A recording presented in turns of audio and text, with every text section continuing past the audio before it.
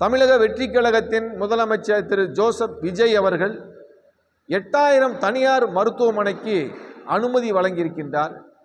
இது மிகப்பெரிய கொடூரமான நடவடிக்கை. அதாவது மருத்துவம் தனியார் மயம் என்பது மக்களுடைய மருத்துவ உரிமையை பறிக்கின்ற நடவடிக்கை.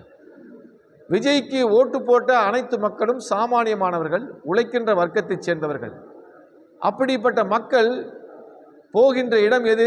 அரசு மருத்துவமனை தான்.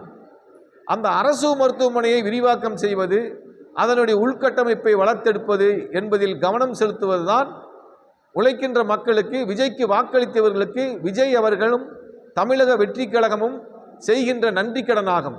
அதற்கு மாறாக 8000 தனியார் மருத்துவமனைகளை அதற்கு அனுமதி வழங்கியிருப்பது என்பது விஜய்க்கும் அவர் கட்சிக்கும் ஓட்டு போட்ட மக்களுக்கு, அந்த இளைஞர்களுக்கு துரோகம் செய்கின்ற நடவடிக்கை, தமிழ்நாட்டு மக்களுக்கு துரோகம் செய்கின்ற நடவடிக்கையாகும்.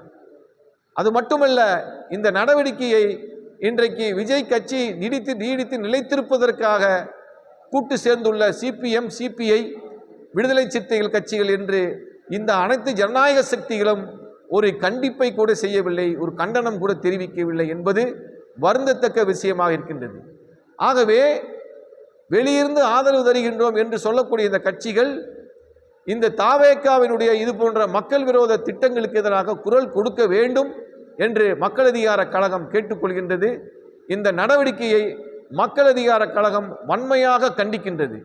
ஆகவே திரு ஜோசப் விஜய் அவர்கள் இந்த அனுமதியை உடனடியாக ரத்து செய்து தனியார் மருத்துவமனைகளை ஊக்குவிக்கின்ற நடவடிக்கையை, அதை பெருக்குகின்ற நடவடிக்கையை உடனடியாக கைவிட வேண்டும் என்று மக்கள் அதிகார கழகம் இந்த பொதுக்குழுவின் வாயிலாக கேட்டுக்கொள்கின்றது.